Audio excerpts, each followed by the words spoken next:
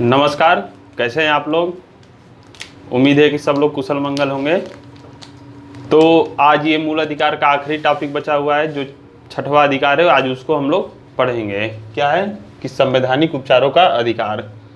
इससे पहले हम लोगों ने समता के अधिकार को देखा है, फिर स्वतंत्रता के अधिकार को देखा है, फिर शोषण के विरुद्ध अधिकार को देखा है, फिर धार्मिक स्वतंत्रता, संस्कृति एवं शिक्षा का अधिकार को पढ़ा है। तो 5 अधिकारों को पढ़ लिए हम लोग।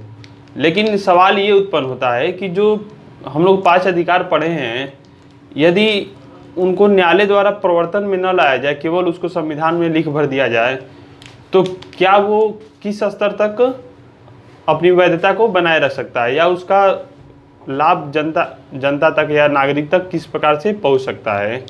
इसलिए भारतीय संविधान के भाग 3 में ही एक बहुत ही महत्वपूर्ण आर्टिकल का समावेश किया गया। ये है आर्टिकल 32। क्या है? संवैधानिक उपचारों का अधिकार। ये इतना महत्वपूर्ण आर्टिकल है कि इसके बारे में अंबेडकर जी से पूछा गया, तो अंबेडकर जी ने कहा कि यदि मुझसे कोई पूछेगा कि संविधान का सबसे महत्वपूर्ण आर्टिकल कौन सा है, तो मैं कहूँगा कि वो आर्टिकल 32 है, क्योंकि इसके बिना लगभग सारे संविधान का उद्देश्य शून्य हो जाएगा। और उन्होंने आर्टिकल 32 को संविधान का हृदय भी बोला है या आत्मा बोला है।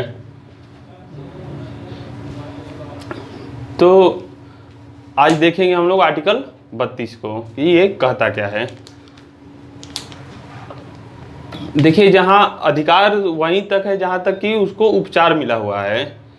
तो यहाँ पे संवैधानिक उपचारों के अधिकार की बात करता है। तो आर्टिकल 32 मोटा मोटी में इतना जान जाइए कि जो इसका जो पहला क्लाज है वो कहता है कि जो मूल अधिकार जितने भी हैं, समता का अधिकार, स्वतंत्रता का अधिकार, शोषण के विरुद्ध अधिकार, धार्मिक स्वतंत्रता का अधिकार, संस्कृति एवं शिक्षा का अधिकार, इन सब मूल अधिकारों का यदि राज्य उसकी अवहेलना करता है या उनसे असंगति कार्य करता है या उनका मूल अधिकार में बाधा पहुंचाता है, तो वह सीधे सुप्रीम कोर्ट में जा सकते हैं। क्योंकि आर्टिकल 32(1) के तहत इसको रक्षक बनाया गया है। किसको? तो सुप्रीम कोर्ट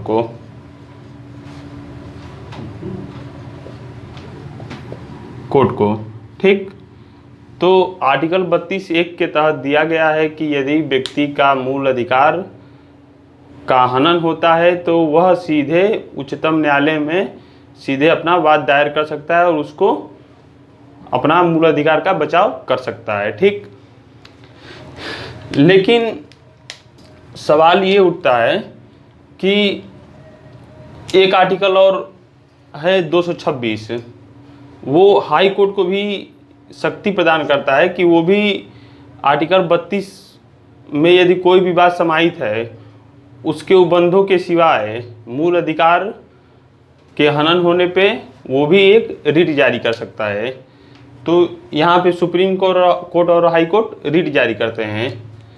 तो मूल अधिकार को बचाने के लिए रिट जारी किया जाता है। तो उस रिट को हम लोग क्रमशः देख लिए जाते हैं। रिट क्या होता है?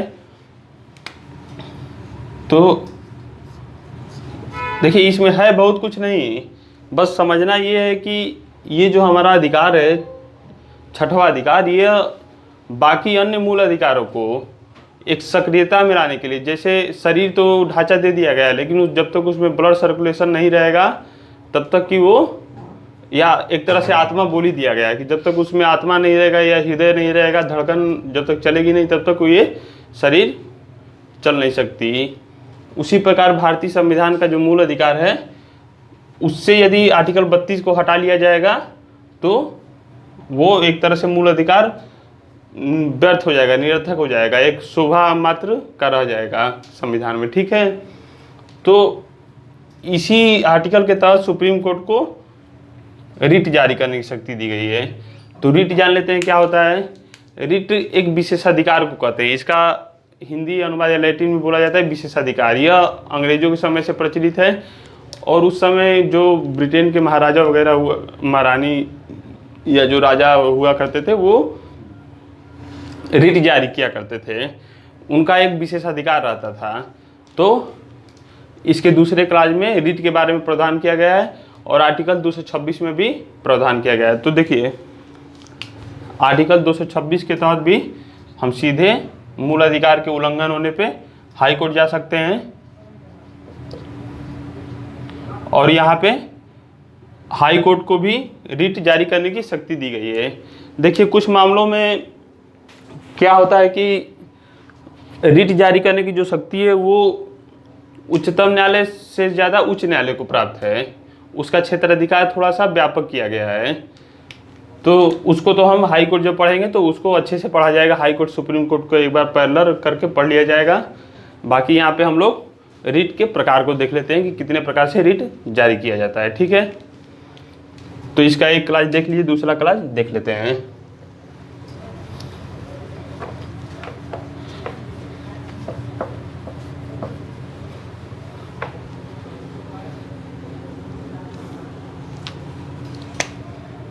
रिट,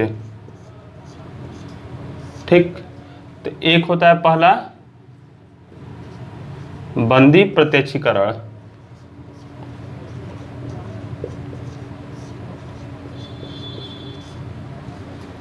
इसको हिबेस कॉर्पस बोला जाता है। तो आर्टिकल 22 में हम लोगों ने पढ़ा था कि एक निरोध, निवारक निरोध, यानी कि कोई व्यक्ति है, कोई अपराध करने वाला है, इस शंका पे उसको गिरफ्तार कर लिया जाता है कि भाई वो अपराध न कर पाए। उसी प्रकार से यदि किसी व्यक्ति को निरोध किया गया है या अवैध रूप से निरोध किया गया है तो यहाँ पे बंधित प्रत्यक्षीकरण का रिट जारी करने की शक्ति प्रदान की गई है। इसमें क्या होता है कि वो बंधित प्रत्यक्षीकरण यानी कि न्यायालय के सामने लाओ, उस व्यक्ति को जिसको निरुद्ध किया गया है उसको सामने लाओ।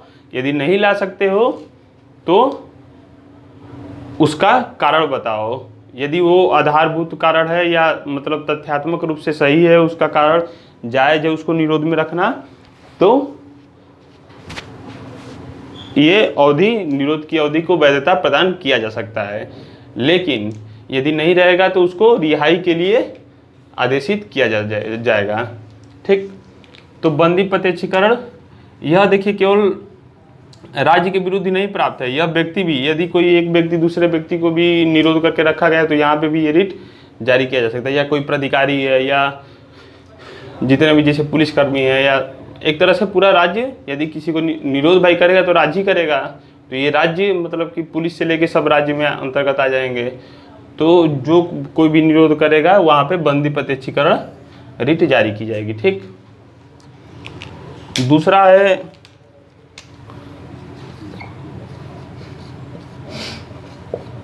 परमादेश।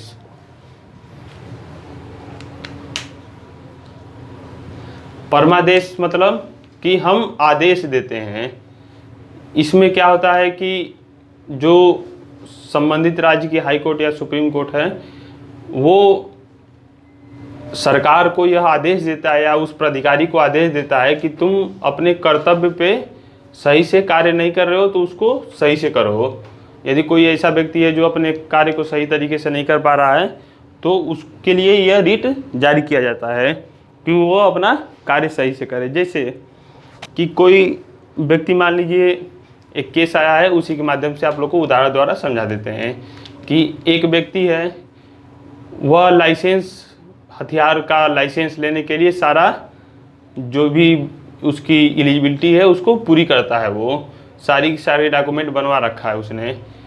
क्या होता है कि वो प्राधिकारी के पास जाता है जो लाइसेंस को वैलिड करता है या लाइसेंस जारी करता है। और वहाँ पे होता क्या है कि वो प्राधिकारी जो रहता है, वो अधिकारी जो रहता है, वो उस लाइसेंस को इशू नहीं करता है, तो वहाँ पे वो कोर्ट जाता है। तो न्यायालय द्वारा परमादेश का रिट जारी किया जाता है कि भाई उसको हथियार का लाइसेंस प्रोवाइड कराओ। ठीक, तो यहाँ पे परमादेश से तात्पर्य यही है कि यदि कोई अपने कर्तव्य पे सही ढंग से कार्य नहीं कर रहा है तो यहाँ पे न्यायालय द्वारा परमादेश रिट जारी किया जाता है। अच्छे से समझते चलिए, एकदम बहुत ही आसान चीज़ है। प्रतिषेध,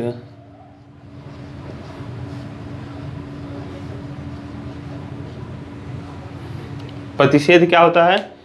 तो प्रतिषेध यानी कोई उच्च न्यायालय, ऊपर का न्यायालय अपने अधीनस्थ न्यायालय को या जो न्यायिक कार्य कर रहा है उस न्यायालय को यह आदेश देता है कि यह कार्य तुम्हारे क्षेत्राधिकार से बाहर है और इसको वहीं पे रोक दो। प्रतिषेध यानी कि रोक देना।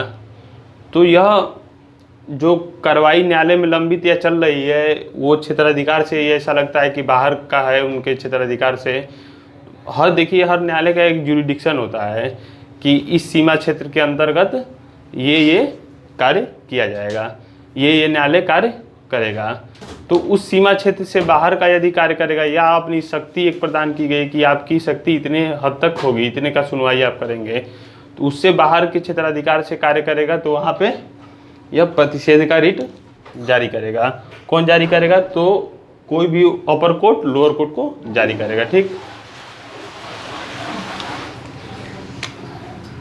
चौथा है उत्प्रेषण। उत्प्रेषण और प्रतिषेध सेम चीज है, बस इसको समझने में बस इतना फर्क करिएगा कि यदि कोई न्यायालय जो है उसमें अधीनस्थ न्यायालय, उसमें कोई वाद लंबित है तो यहाँ पे रोकने का आदेश देता है तो उसको प्रतिषेध बोला जाता है। लेकिन उत्प्रेषण में क्या होता है कि यदि कोई उच्च न्यायालय है वो अपने अधीनस्थ न्यायालय को आदेश देता है कि जो वाद वहाँ पे निर्णीत किया गया है उसको अपने यहाँ मंगाता है, वो ये उत्प्रेषण की रीट जारी करके मंगाता है। तो इसमें प्रतिषेध और उत्प्रेषण में अंतर क्या होता है कि अंतर यही होता है कि यहाँ पे न्यायिक कार्रवाई चल रही होती है। जैसे कोई व्यक्ति है, किसी ने अपराध किया हुआ है या कुछ किया हुआ, उसकी कार्रवाई न्यायालय में लंबित है, अभी मुकदमा की सुनवाई चल रही है, तारीख पे तारीख पड़ रहा है। उत्प्रेषण में क्या होता है कि उस मुकदमे पे डिसीजन दे दिया गया है, कहा गया है कि जो भी फला फला फला डिसीजन दे दिया गया। अब इसमें क्या होगा कि डिसीजन दे दिया गया है, उसके बाद यदि उसको मंगाया जाता है अपने यहाँ या उसको अवैध करार दिया जाता है तो उसकी वैधता की जांच करने के लिए मंगाया जाता है और उसको अवैध करार दिया जाता है तो यहाँ पे ये उत्प्रेषण हो जाएगा। और यदि लंबित कार्रवाई है, उसी में चल रहा है, उसको रोक दिया जाता है तो वो प्रतिषेध होता है। ये दोनों अपने क्षेत्राधिकार से बाहर निकल के ही कार्य किए रहते हैं, इस वजह से ये रिट जारी किया जाता है। पांचवा है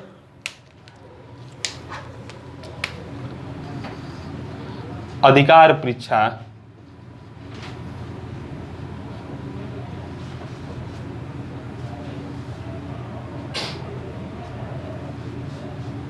ठीक। अधिकार परीक्षा क्या होता है? अधिकार परीक्षा मतलब कि कोई भी सार्वजनिक पद है और उस पर ऐसा व्यक्ति बैठ गया है जो विधिक रूप से वो वैलिड नहीं है उस पद के लिए। यानी कि कोई ऐसा व्यक्ति है कि जाके दावा करे कि हम इस जिले के जिलाधिकारी हैं या यहाँ के मंत्री हैं, यहाँ के विधायक हैं, और वहाँ पे जाके बैठ के अपना कार्य चालू कर दे, तो उसके लिए ये रिट जारी किया जाता है। ये अधिकारी वर्ग या जो सरकारी कर्मचारी हैं उनको या राज्य के विरुद्ध जारी किया जाता है। तो उसमें क्या किया जाता है कि कोई भी जैसे सार्वजनिक पद है वो सार्वजनिक पद हो और विधिक रूप से वो उसकी योग्यता न रखता हो, या मतलब कि वो विधिक रूप से बैठने के लिए न बनाया गया हो। भाई उसके लिए जिलाधिकारी बनने के लिए यूपीएससी क्लियर करना पड़ेगा। अब ऐसे तो कोई भी व्यक्ति जाके बैठ जाए, इसे अपना कार्य कहे कि हम जिलाधिकारी ऐसे कार्य करने लगे, तो इसलिए ये सब रिट जारी किया जाता है। अधिकार परीक्षा मतलब अपने अधिकार से हट के कार्य करें। ठीक। तो यहाँ पे ये रिट है।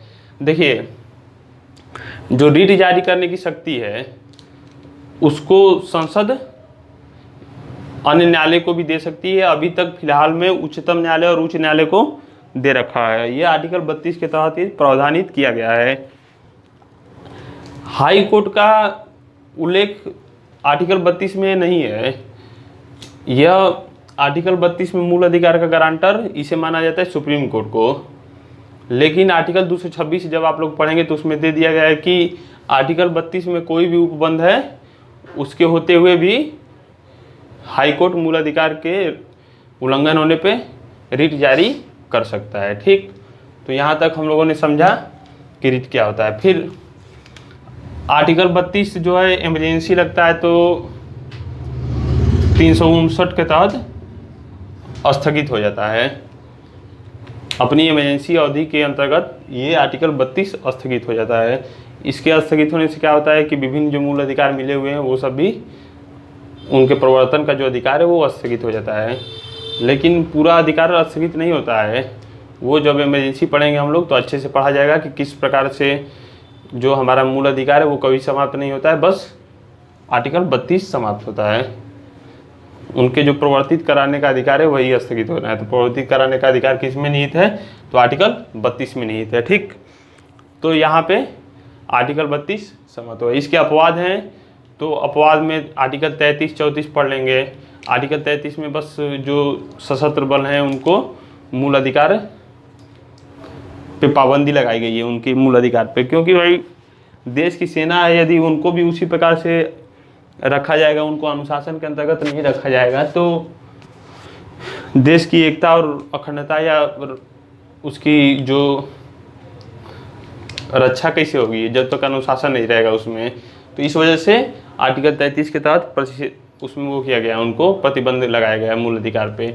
34 के तहत मार्शल लॉ यदि यानी जहाँ सेना विधि लागू हो जाती है वहाँ पे मूल अधिकार का वो हो जाता है, क्या नाम है, प्रतिबंध लगाया जा सकता है। ठीक, आर्टिकल 35 यही कहता है कि हम लोग को देखिए आर्टिकल 12 से लेकर 35 तक पढ़ना था, तो 12 से 35 में हम लोगों ने लगभग आर्टिकल को पढ़ लिया है। आर्टिकल 31 में जो संपत्ति का अधिकार था उसको निरस्त कर दिया गया है, अब वो एक विधिक अधिकार मात्र बन के रह गया है। ठीक, तो आर्टिकल 32 देख लिया, 33 में है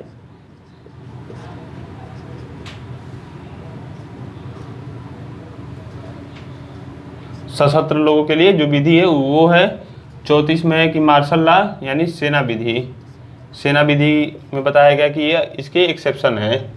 और 35 क्या है कि जो भाई मूल अधिकार दिया गया है उसके लिए एक अलग से कानून बनाने का अधिकार संसद को प्रदान किया गया है, कि संसद कानून बनाएगी कि जितने भी मूल अधिकार हम लोग को प्रोवाइड किए गए हैं उनके हनन होने पर यदि कोई व्यक्ति, जैसे अस्पृश्यता का उन्मूलन हम लोगों ने पढ़ा था, या शोषण के विरुद्ध अधिकार पढ़ा था, उसमें बलात्श्रम था या मानव दुर्व्यापार था, बच्चों का जो 14 साल से कारखाने 14 साल से जो नीचे उनको कारखाने में काम पे लगाने से प्रतिषिद्ध करता था। तो इतना कर मान लीजिए कोई अस्पृश्यता कर देता है, उस पर यदि कानून नहीं बनेगा तो उसको कोई दंड का भय नहीं दिखाया जाएगा, तब तक वो अपना कार्य चलता रहेगा, तो अस्पृश्यता चलती रहेगी। इस वजह से आर्टिकल 35 को में दिया गया है कि संसद मूल अधिकार से संबंधित कानून बनाएगी, ठीक है, उसको बचाने के लिए। तो यहीं पे है मूल अधिकार जो भाग 3 हम लोग पढ़ा 12 से 35 तक वो समाप्त हो गया। ठीक, अब कल हम लोग नए टॉपिक के साथ शुरू किया जाएगा। आज इतना ही, चलिए बहुत बहुत धन्यवाद।